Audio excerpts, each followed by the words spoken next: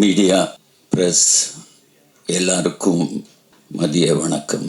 இந்த மேடையில் பார்த்தீங்கன்னா எந்த சீஃப் கெஸ்ட் இல்லாமல் ஏன் இது வச்சுருக்கேன்னா, யார் வேணாலும் நம்ம கூப்பிட்டா ஒரு ப்ரெஷர் பண்ணால் தம்பி விஜய் சேதுபதியோ இல்லை யாரோ வரிசையாக சொல்லலாம், பேர் சொல்லி கூப்பிட்டா வந்துடுவாங்க.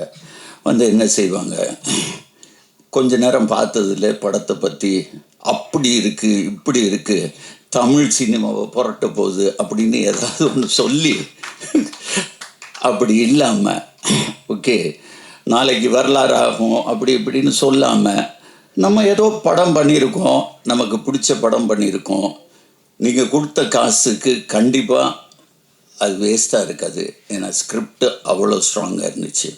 அதனால தான் சீஃப் கெஸ்ட் இல்லாமல் என்னுடைய நண்பன் கருணாமூர்த்தி ஐங்கரன் உடைய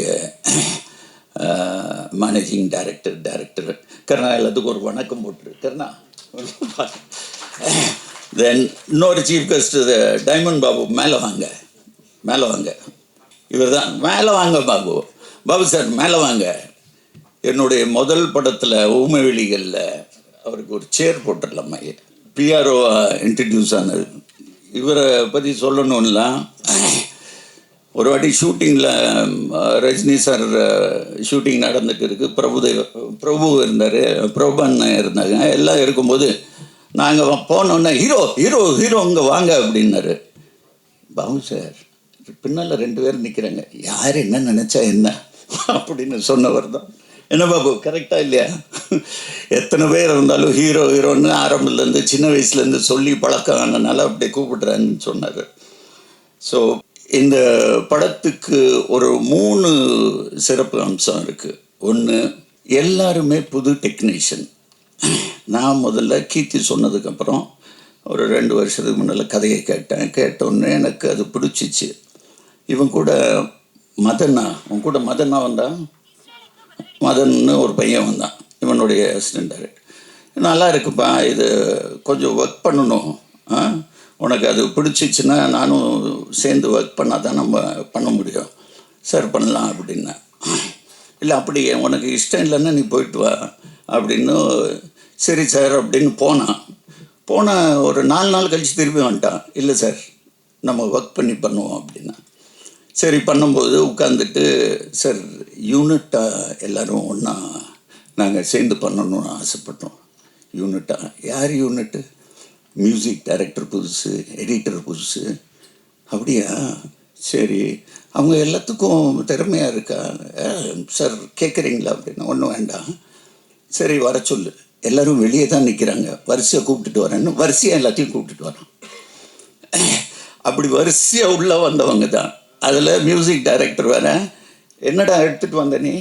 ஸ்பீக்கர்ஸு எல்லாத்தையும் எடுத்துகிட்டு வந்துட்டான். லேப்டாப் ஸ்பீக்கர்ஸ் எடுத்துகிட்டு வந்து இதுக்கு இப்படி ரீரெக்கார்டிங் வச்சுருக்கேன் அப்படின்னு சொல்ல ஆரம்பித்து எனக்கு உண்மையிலே இம்ப்ரெசிவாக இருந்துச்சு. சரி நம்ம தான் எல்லாத்துக்கும் ஒரு வாத்தியார் மாதிரி இருக்கோமே, நம்ம எக்ஸ்பீரியன்ஸ் உள்ளே போட்டுட்டு இவங்க கூட சேர்ந்து ஒர்க் பண்ணுவோம். இவங்க சின்சியாரிட்டி பற்றி சொல்லணுன்னா, ஃபர்ஸ்ட் ஷெட்யூல் நாங்கள் ஒடிசா போகிறோம். ஒடிசாவில் இவங்களை ட்ரெயினில் அனுப்பிச்சிட்டு நான் ஃப்ளைட்டில் போயிட்டேன். போகும்போது அங்கே அந்த பைக் ஷாட் பார்த்தீங்களா ட்ரெய்லரில், அந்த பைக் அங்கே ஹையர் பண்ணணும்.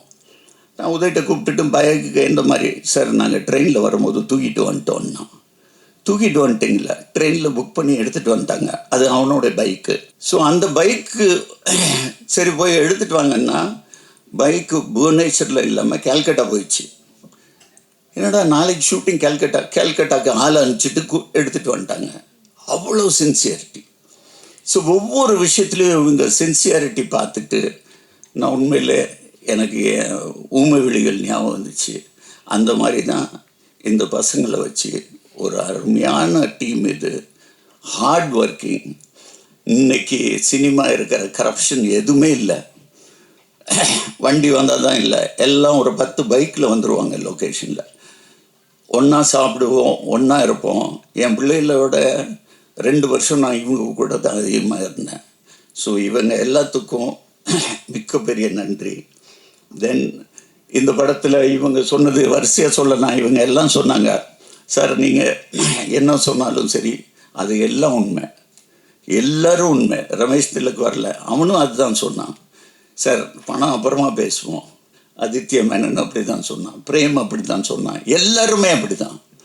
உண்மையில் எனக்கு என் மேலே ஒரு பெருமை ஆயிடுச்சு. அடப்பாவுமே இப்போவும் ஜனங்க நம்மளை நல்லவன் நம்பிட்டு இருக்காங்களே.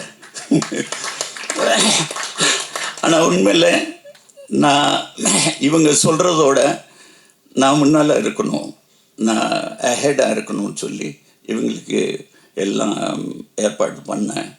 இந்த படம் நிச்சயமாக உங்களுக்கு மட்டும் இல்லை, ஜனங்களுக்கு பிடிக்கும். இதுக்கு மேலே நான் இன்னும் 2 பேரை நான் மென்ஷன் பண்ணோம். என்னுடைய நண்பன் இணைந்த கைகளில் ஊமை வெளிகளில் பண்ண செல்வகுமார், அவர் நான் இந்த படத்தில் ஒரு கேமரா சூப்பர்விஷன் மாதிரி பண்ண வச்சேன்.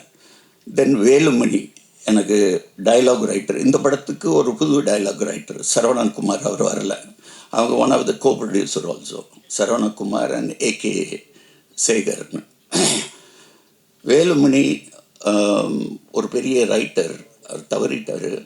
இந்த நேரத்தில் அவரையும் மனசில் வச்சுக்கிட்டு கண்டிப்பாக எங்கே இருந்தாலும் இந்த படத்துக்கு வெற்றிக்கு அவருடைய ஒரு ஒரு கான்ட்ரிபியூஷன் கூட இருந்திருக்கு. உங்கள் எல்லாத்துக்கும் அதிகமாக நேரம் ஆகிட்டு இருக்கு. மீண்டும் சொல்லுகிறேன், இது ஒரு தரமான படம், நிச்சயமாக மக்கள்கிட்ட போய் சேரும். நன்றி, வணக்கம்.